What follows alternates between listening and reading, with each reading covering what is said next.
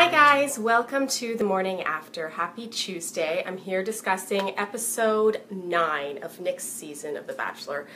I'm sorry to say I thought that this was a boring episode. And I feel bad saying that because it was just 1 hour and you would think that it would, they would be able to cram a lot of good juice into 1 hour, but no, they did not.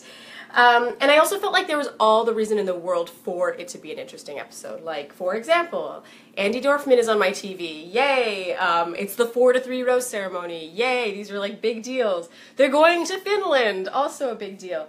But I kind of felt like, I don't know, a lot of things sort of fell flat. But I'll start with Andy. I think Andy was made for TV, and obviously she's a good friend of mine, so I'm the first to admit I'm probably really biased, but I thought this was the highlight of the episode, just because it had a little bit of interest and like some like banter. Just when they would joke around, my favorite moment was when Nick said he had 4 smart, strong-minded women, and she said, and they stuck around. I thought that was funny. It just sort of showed, a glimpse of their sort of back and forth. Also, when Nick just came out and was like, this is super weird, it was just sort of like nice that, it was just sort of like 2 people hanging out, like old friends who haven't seen each other in a while. It was sort of nice.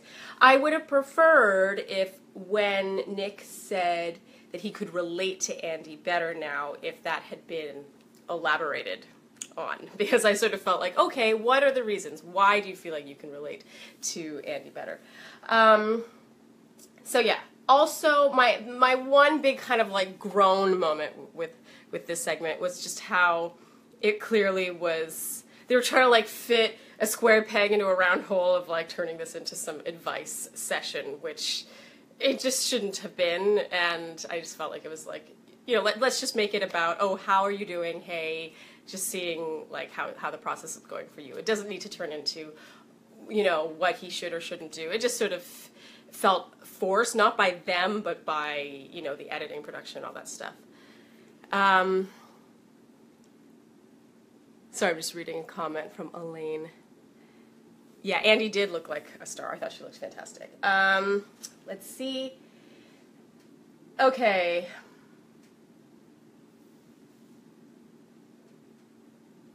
Oh yeah, okay, one more thing, sorry, about the Andy thing. I have my notes here, and it's like, I should have made them a little tidier today. Yeah, it was just, on the whole, it was like nice that she came back, but I was glad that they didn't make it out to be, oh, does she want him back? Some bullshit like that. Like, it was just sort of nice that it's like, oh, an old friend coming and knock, she's been through the experience, they could sort of like, shoot the shit a bit, but yeah, I just wish the advice session things had sort of been, left on the cutting room floor. The 4 to 3 rose ceremony was not a big surprise for me, obviously. I did remarkably find myself a little sad for Corinne, just because she seemed so heartbroken. She seemed like a bit of a wreck. And in that moment, she seemed so young to me. And I know, like, Raven's 25, Corinne's 24. It's not a big difference. It's just how Corinne took it, which, it was hard to watch, and if you read my Flair recap, which I've already written, I talk a bit about just sort of the age thing.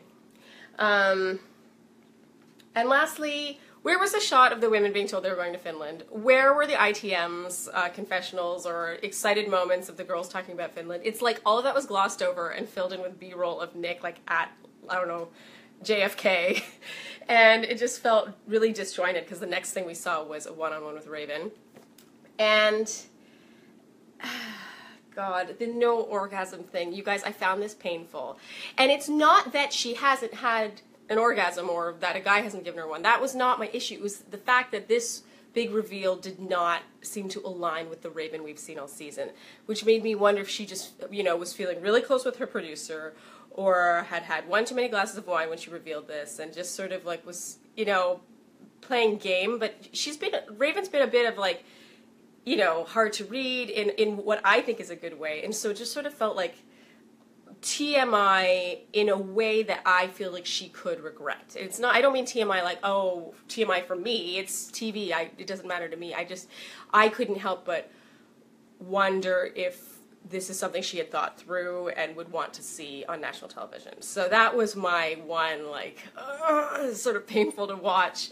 And yeah, my one hope is that she did not have any regrets. It reminded me a bit of the whole virgin thing on Chris's season with Ashley I and Becca. Like, Ashley I, the virgin thing was like part of her identity on this show. It's, in a way, it still is. You know, it's still discussed when she goes on Paradise.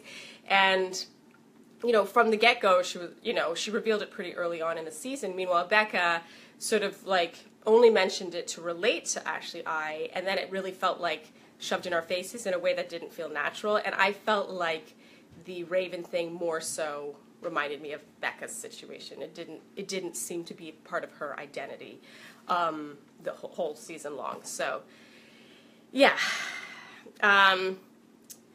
That's it for episode 9 from me here at the morning after. I was not a big fan of this episode. It was a bit of a sleeper for me.